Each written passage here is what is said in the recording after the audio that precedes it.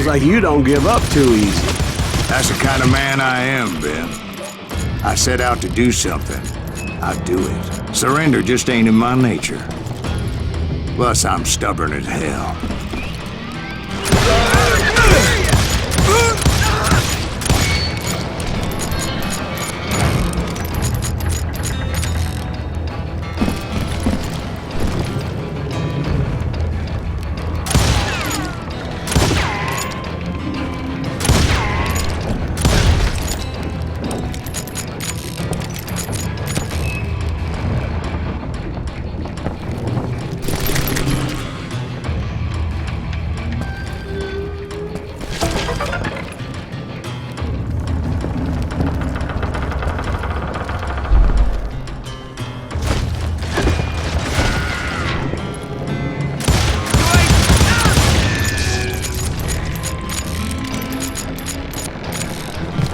Yeah, you know you can't beat me.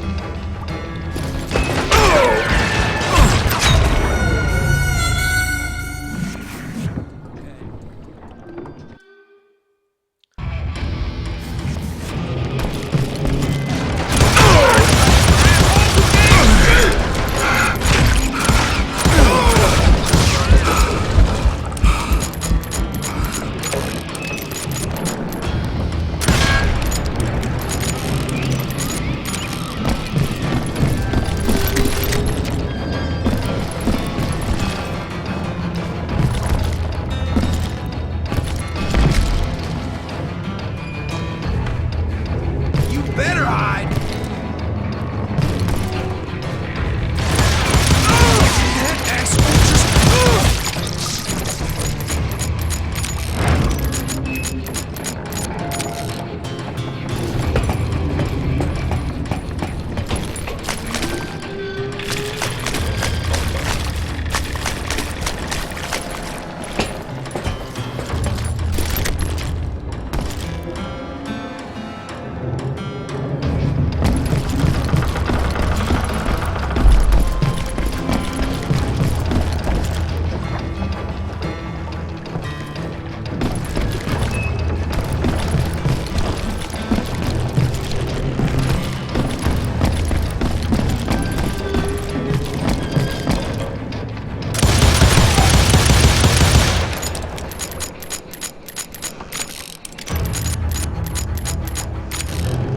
Right about then, much to my relief, the vigilantes finally arrived.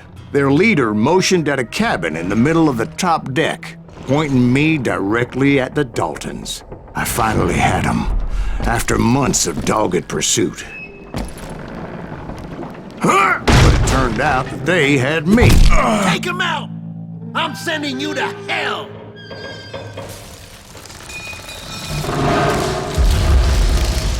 The Daltons had played me Not so like a tough fiddle. after all, is it? Apparently, the vigilantes were on their damn payroll. They didn't just want to shoot me. They wanted to burn me alive. But finding my way out of a burning labyrinth proved to be quite a challenge. It was a riverboat, right? I mean, it's not like it was a goddamn ocean liner. Well, yeah, but I was in a Did you fight. hear about that ship that's gonna launch next year? Largest one in the world. We're talking about the Titanic. If you ask me, it's too blessed big. I don't think it'll even float. So anyway, Don't be stupid, Steve. They know what they're doing. They say that the Titanic is unsank. oh God. But getting back to that steamboat, how'd you get off it, Mr. Greaves? I took in a lot of smoke that day, so I admit my recollection might be a bit hazy. But somehow I managed to finally disembark. I was coughing up smoke and pretty damn pissed. I was done playing games with those boys.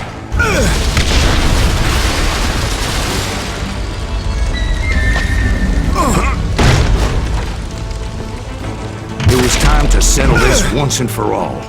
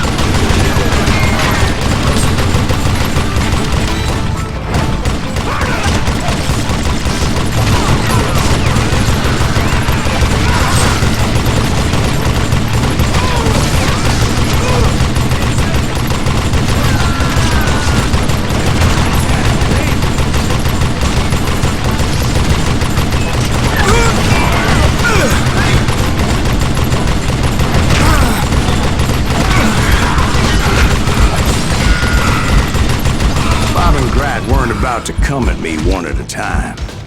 They were in this together. Two brothers side by side, determined to take me down. Confident that this time the odds were on their side.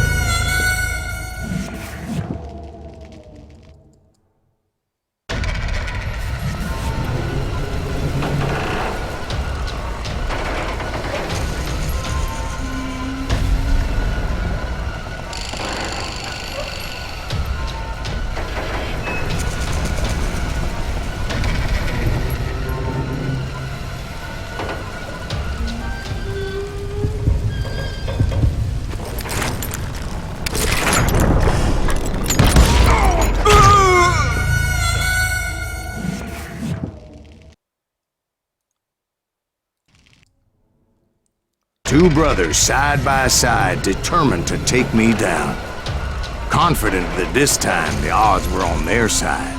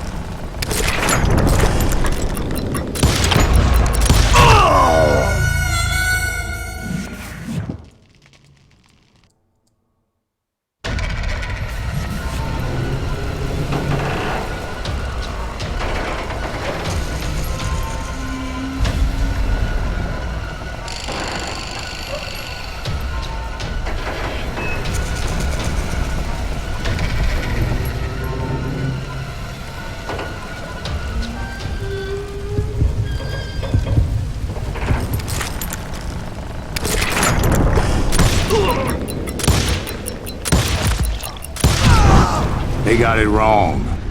A sad end for those two. If they'd only known that Emmett was still alive despite his wounds. Paroled 14 years later, he moved to California and sold real estate and lived off the legend of that fateful day. And the tragic death of his two brothers.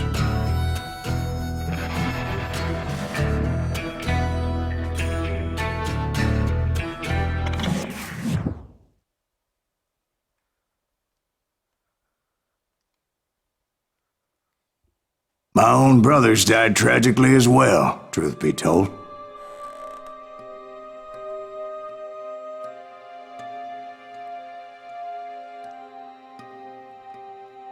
It was 1868, and me and my older brothers were pulling a tidy profit running cattle into Juarez, Mexico. One night after my brothers retired for the evening, I found a little poker game in a cantina with a couple of cowboys. And I just couldn't lose. I even won an old Spanish coin that had to be 100 years old. Well, I was mighty pleased with myself the next morning as my brothers and I rode for Texas. But before we crossed the border, those cowboys caught up with us. It was Johnny Ringo, Roscoe Bob Bryant, and another asshole named Jim.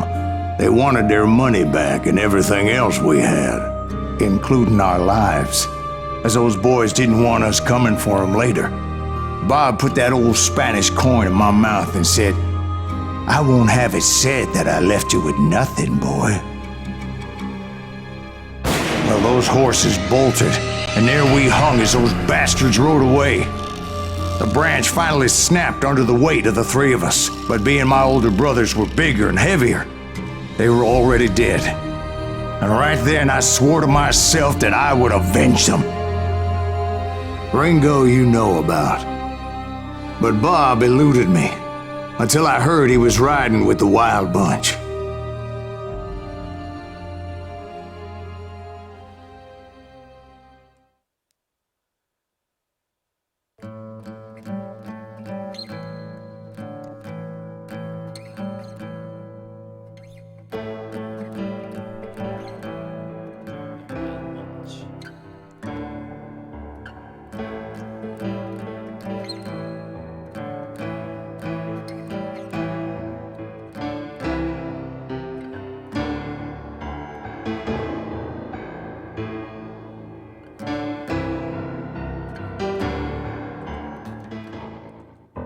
I'd been on their trail for months, ever since they left their hideout in the Bighorn Mountains. Led by Butch Cassidy, they were a loose association of outlaws who robbed banks and trains from Colorado to Montana. Among them was the Sundance Kid, and that murderous hombre I was tracking, Roscoe Bob Bryant. Were you a part of that giant Pinkerton posse after the Wild Bunch?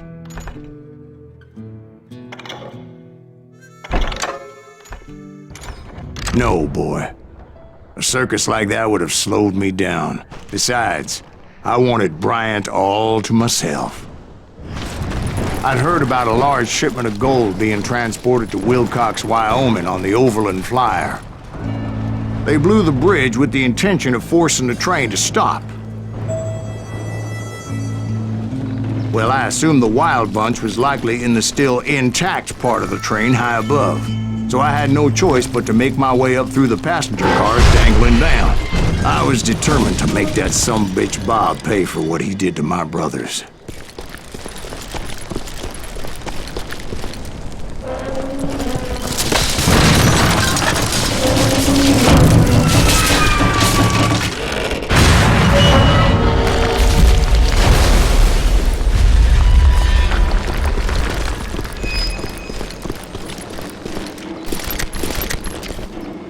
I found the device they used to blow the tracks, so I knew I was headed in the right direction.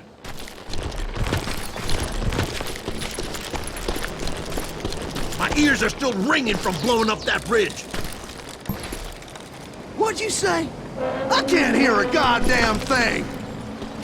Well, I made my way off unscathed and came upon a few members of the gang and had no choice but to dispatch them. From there, I had to negotiate an even more precarious route.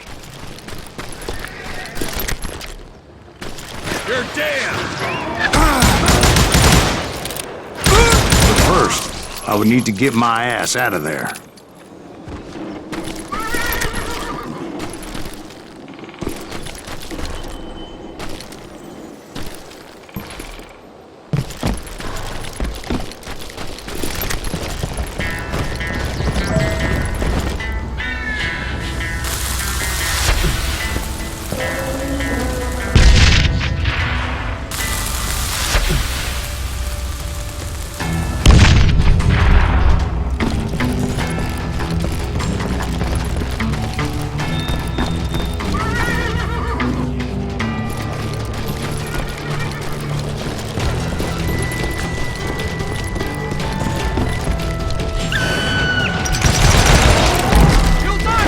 Jumped from the frying pan into the fire as the train was clearly fixing to fall. I found the gang, but in order to find old Bob, I needed to fight my way forward past a whole passel of desperados. Outside, inside, any way I could, I made my way towards my prey. Now you're really pissing me off! Well, what about the passengers? It was mostly a freight train, as I recall. There were no passengers aboard that day.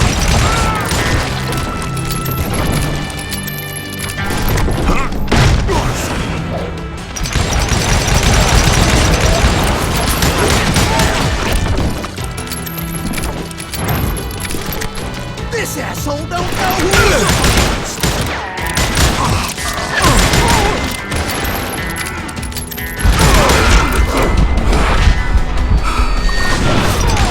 How is that possible?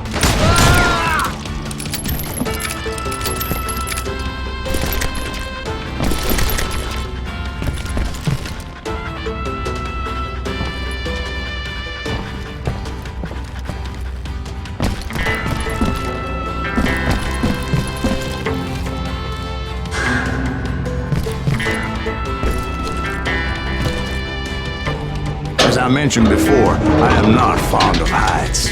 But I was too busy dodging bullets to worry about falling to my death. Odds were I was likely to die that day anyway. So I was determined to take down as many of those bastards as I could.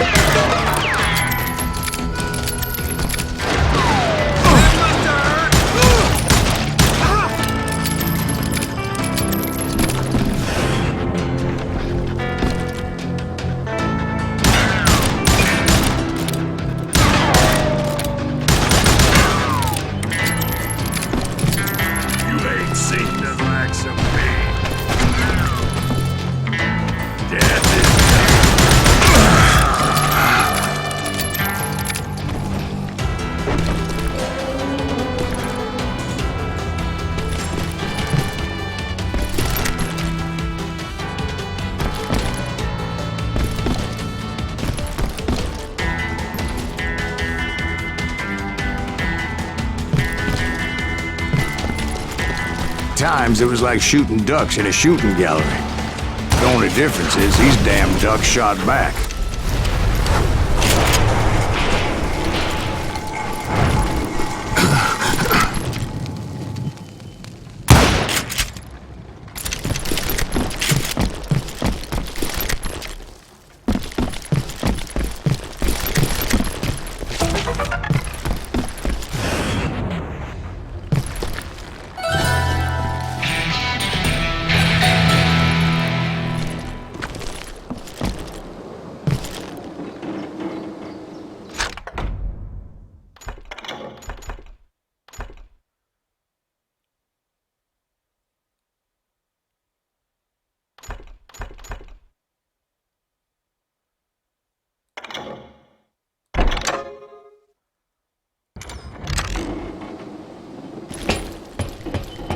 I kept hoping the law would show up and give me a hand. You mean like that giant Pinkerton posse that I read about? Did they come riding in, guns a-blazing to help?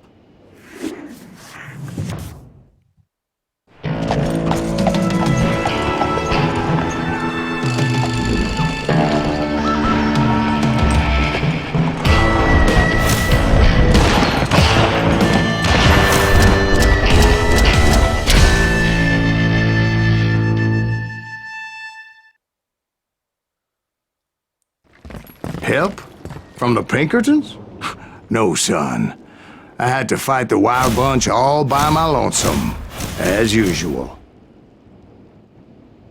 Who the hell is that?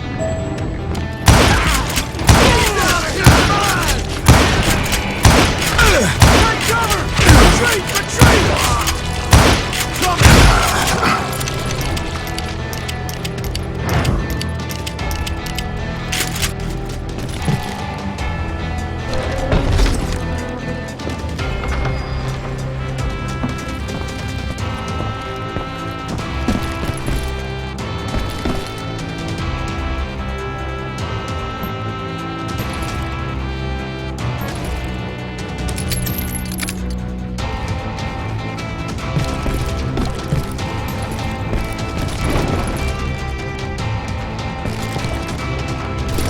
Everybody!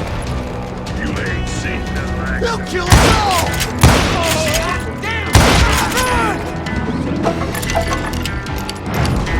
You ready for a belly full of bloodshot?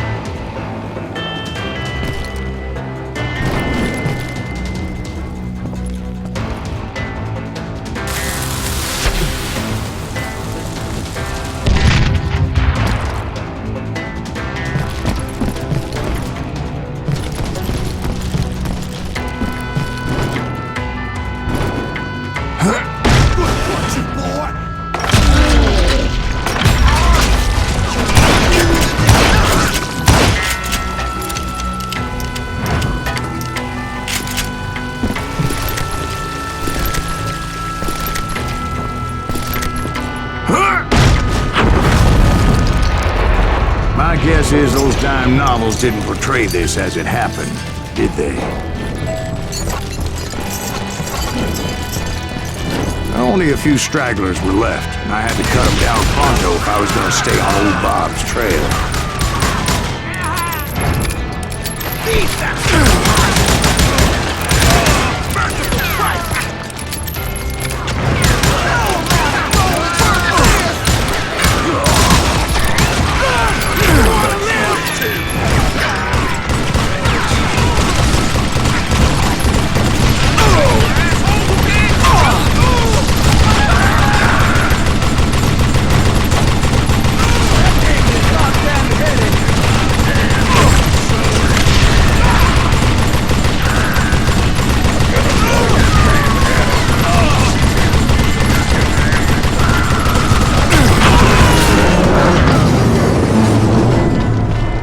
Once I silenced all those guns, I went searching for my nemesis, determined to finally have my justice. But the only survivor who welcomed me was George Flat-Nosed Curry. Who was he?